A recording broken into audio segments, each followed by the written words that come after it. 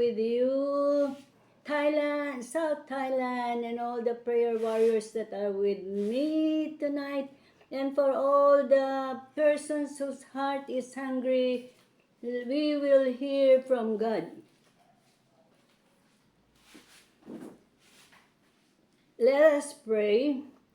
Father, we thank you for this opportunity that we can come into your presence with thanksgiving, believing that God, you are always present. You are Emmanuel, God, always with us. And we pray that as we study your word tonight, as we meditate upon your word, let every heart be open to receive the word that is so important in our lives today, and that through this life that you have redeemed, made new, and cleansed by the precious blood of the Lamb, we will truly be an instrument of praise and thanksgiving as you have created us for your glory and for your honor, that through this life that you have redeemed, we may show forth your praise. Father, we thank you for your word that we are going to meditate on. We thank you that your word is alive, and your word will not return unto you void, but it will accomplish the miracle, the blessing that you have prepared for everyone who will be hearing this word tonight. And Father, we thank you for the anointing of the Holy Spirit to be every one of us, that we may meditate and taste the goodness of your word in your presence tonight by the guidance of the Holy Spirit, and of what you have done and what you are doing in our lives and through our lives these days. Father, we give you all the glory and the praise and thanksgiving. We pray in Jesus' precious name. Amen, amen, and amen. Our study for tonight is, it is an invitation to hear the voice of God. In James 1:22, it says, "Be doers of the word, and not hearers only, deceiving your own selves. For if any be hearer of the word, and not doer, he is like unto a man beholding his natural face in the mirror." It says here that, it's okay, we hear the word of God, but if we do not do what we hear from God and what God is asking to do for His glory, we are just deceiving ourselves. And if a person deceives himself or herself, it is so harmful, because deceiver will just deceive other person as well. So we have to be doers of the word and not hearer only. So tonight we will study how do we hear from God, so that we can have the opportunity to do. Be hearers and doers of the word. That is our meditation today. John 10:27 says, "My sheep hear my voice, and I know them, and they will follow me." Okay. So there is two words that we have to understand. First is, we know that the Lord Jesus Christ is our good shepherd, and we hear His voice. It says, "My sheep hear my voice." Amen. "I know them, and they will follow me." If we can have enough time, it is good to study about the relationship of the sheep and the shepherd. It is so good to understand the close relationship of the sheep and the shepherd. At our time, we will be studying about how to hear from God. First is we have to desire. Speak it out. Desire. We have to desire to hear from God, not only through His Word, but according to our John 10:27, we will hear the voice of God, the voice of our shepherd, and we will know and we will obey. Because we hear, we have to obey. Okay. But we have to be mindful, we have to be careful, because in this world, we can hear so many voices. Even in our own self, we are hearing another voice within ourselves. So we have to be careful, and we have to examine, and we have to be sure that what we are hearing is from God, and to know what is God's telling us at this time. In Philippians 4:8, it says that, finally, brethren, whatsoever things are true. Okay. Whatsoever things are true, whatsoever things are honest, whatsoever things are just, whatsoever things are pure, whatsoever things are lovely, whatsoever things are of good report, if there is any virtue, if there is any praise, think of these things. So we will study one by one on how we will know if the voice that we are hearing is from God. Number 1, it says here that whatsoever is true, we know that everything that we could hear from God that is true is related or based on the Bible. If we are hearing something and we are not sure where it comes from, then we have to go back to the Bible, because in the Bible we will know the truth, and the truth will set us free to move. As we listen, we move according to God's plan and purpose.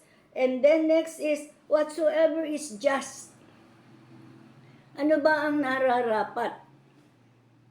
Nararapat, what is just? What is just that we have to do according to God's plan and purpose? Ano ba ang nararapat? What is just? Ano ba ang karapatan, katampatan, nararapat nating gawin? It is also based in the Bible. Ano ba ang nararapat? What is God is telling us? If it is for the concern of one another, then we can do it. Nung Sunday, going home, I saw a person, a man, so poor. Oh, Father, I just can't pray for him. But I'm planning that I could come back to that place and talk to that man and do what is just for him, so that he will have something for his shelter and for his food. What is just? Ano ba ang nararapat nating gawin when we see somebody who is in dire need and we have the ability to do it? Then we will do it. Okay, we hear and we do according to God's word. What is pure? What are we feeling in our hearts? Is it pure? It is free from deceit. It is free from anger. It is free from jealousy. It is free from hatred. What is pure? We have to have a pure heart. And our Father and Tatay Rodel is always asking us, is your heart right?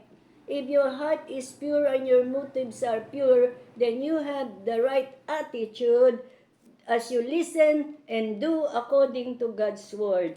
Is it lovely? We have to see everything and everyone to be lovely, because we know that everything God created is for His pleasure, including us.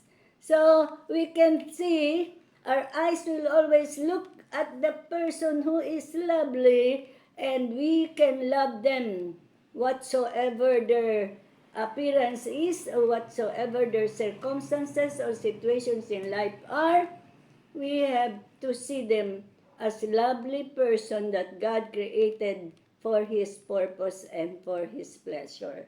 What is lovely? What is of good report? Ano ba yung mabuti na ating ipapahayag? What is good report? The good news is always the gospel of the Lord Jesus Christ. Whatever is happening in the world, or whatever is happening in Israel, whatever is happening in our nation, the Philippines, we will still hold on to the good report that God has good plans for us, Jeremiah 29:11, that His plan for us is to prosper and not to fail, and to give us an expected end.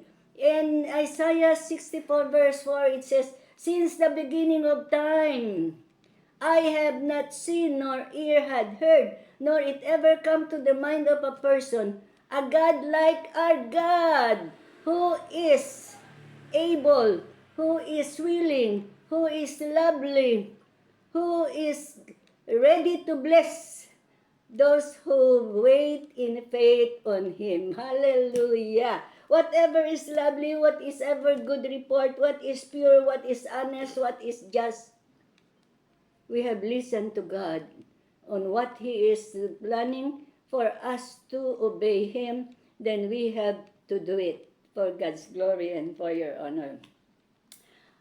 We will study about 4 situation or 4 keys wherein we will step by step, okay, 4 steps that we can hear clearly from God.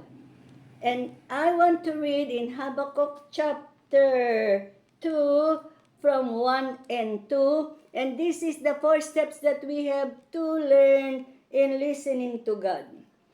Habakkuk chapter 2 verse 1. It says, "I will stand upon my watch and set me upon the tower, and I will watch to see what He will say unto me, and what I shall answer when I am reproved. The Lord answered me and said, Write the vision and make it plain upon tablets, that he may run that readeth it." Okay. Number 1 step in hearing the voice of God is we have to stand on our ground. We are Christians, and whatever is happening in the world, we will not run away from the truth. We will not deny the truth that God has placed in our hearts and in our lives. We will stand on the truth, on God, what is giving us, and where God is leading us. We will stand on the truth, whatever the people around us are saying or doing against us. We are going to stand on the truth, on what God is revealing unto us. We will not be swayed by the lies of the enemy. We will stand on the truth. We will be on our God. Where are we now? This is my question to every believer. Where are we now in our relationship with God? It is a blessing to know that only man whom God created in His likeness and image had given the privilege to be in intimate relationship with Him. Amen. Only man. So we have to take hold of that privilege, that we have to stand on the truth at all times. We have to stand on ground about what God is telling us and what we are going to do in obeying His plan and purpose for our lives. Whatever the enemy offers us, we will stand on the ground that we are God's property and cannot sell whatever the enemy is trying to buy from us. Oh, hallelujah! What God is speaking to us, we have to obey wholeheartedly. I was 55 years old when God led me to missions. 55 already? And still going to missions. That's an impossible mission. But in God, there is nothing impossible. And we were able to stay in Thailand for 14 years. No big organization, no person, no wealthy person, no whatever. I didn't ask the help of anyone else. I just say, God, you are calling me to the nation of Thailand. My bags are packed. Hallelujah. Hallelujah. I stand on the ground that God is calling me to go to Thailand, regardless of my age, regardless of no promises whatsoever from big organization. I stand on the promise of God that God has led me to start churches here in the Philippines, and He will do the same way in my life when I obey Him in the mission field in Thailand. Amen, amen, amen. So we have to stand on our ground and watch. Watch to see. Hallelujah. Not only standing aimlessly, but we are standing like Habakkuk. We are standing to see. We are standing and watching what God will do. Hallelujah. We are expectant. We have faith that God will do great things in our lives and through our lives because we have listened to God and we are obeying in every step of the way. We are obeying God. Then, hallelujah, then God will give us the guide.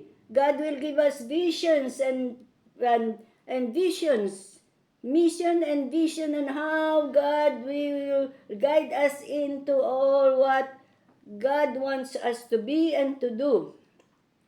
We have to be faithful to respond, for God will say, will tell us. According to His plan and purpose, we will see what God is saying unto us step by step. In every step of the way, we are being led by God to fulfill what He wants us to be and to do as we obey His voice and make our step in doing that things that God wants us to do. Number C, letter C. Okay, letter 1, letter A is we will stand on the guard. With watching, B is we have to watch and see what God will guide us to do. Letter C is I will hear what God is saying to me. Hallelujah. I will hear what He will say to me. What comes from the written word, the Bible, what people are moving around us. What is the authority that God placed in our lives in such a time as this, that we are moving towards the fulfillment of God's vision and mission that God is giving us? As POA, Project Ocean Ambassador, it is not a joke. So we have to stand on our ground that God has prepared us to be ambassadors for Christ in nations that God has placed in our heart. And that we have to watch and see what is really happening within the nation so that we will do according to God's plan and purpose to answer the need of that nation. We will see, we will watch to see what God will let us do in answer to the need of the nation that God placed us to be there.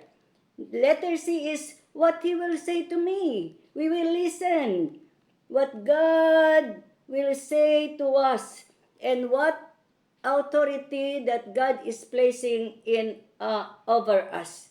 We have to hear what God is saying unto us. I have a doctorate degree in philosophy, but God When God asked me to be a missionary in Thailand, I just say, God, like in the times of Isaiah, here I am, send me. And people are saying, you have doctorate degree, you must have an office of counseling, and you can just sit down because you are old already. That could be, but that's not what God wants me to do at this time. Let somebody do it when God is telling them to do it. Okay, we have to hear what God is saying at always. Every step of the way we have to be guided by God's word and how He is moving us into the fulfillment of God's plan and purpose for us to do for His glory and for your honor. And lastly, letter D, we have to write the vision like God did to Habakkuk. It says, write the vision, and made it plain upon the tablets. We have to have a vision on what we are doing. In every step of the way, we know that God is guiding us. Oh, Jesus, let me write it in a vision. So, it is a very important for us Christian, especially we in the front line, that we have a journal. We have a journal. And I will a journal that we are writing everything that we are hearing from God, and we will see how are we, where are we now on the plans and purposes that God had given unto us. Where are we now? Are we progressing or we just stand still? Are we progressing? We have to write the vision so that when we can share it to others and they have the same vision that God is telling the person, then we can work together. That is a very important character that we have to hold on as missionaries, because we have to be interconnected with the nation where God has sent us. We have to listen to them and they have to listen to us so that we can work perfectly well according to God's plan and purpose, that He has sent us to a place where God has appointed for us, placed in our hearts. So, how can we hear from God? Is that we have to stand on the ground. That God is guiding us in every step of the way, and we are watching what God will do next.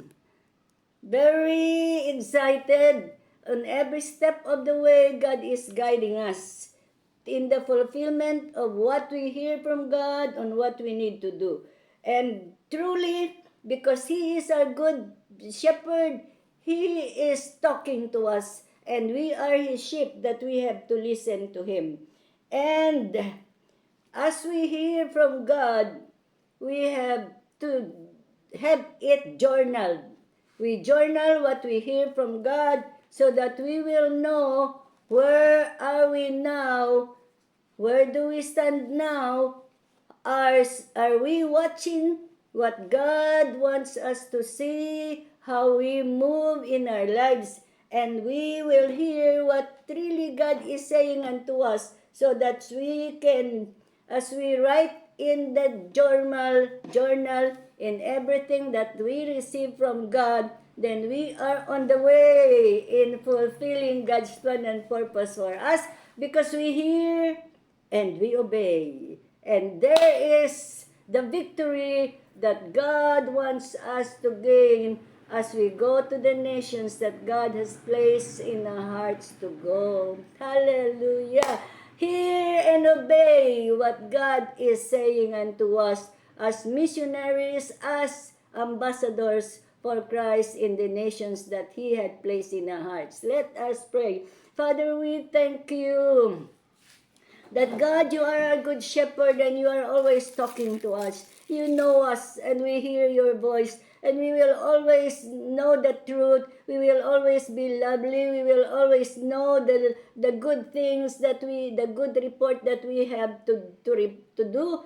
And we have to watch, and we have to stand, we have to hear, and we have to write everything that God you have given unto us. Those we can be a great servant in whom you have called, like in the times of Prophet Isaiah. We are saying, every one of us, as we have heard your voice, to be ambassadors for Christ in nations that you have placed in our heart. We say, here we are, Father. Send us to the nations. Amen, amen, amen. Hallelujah and good night, everyone. Shalom, shalom. God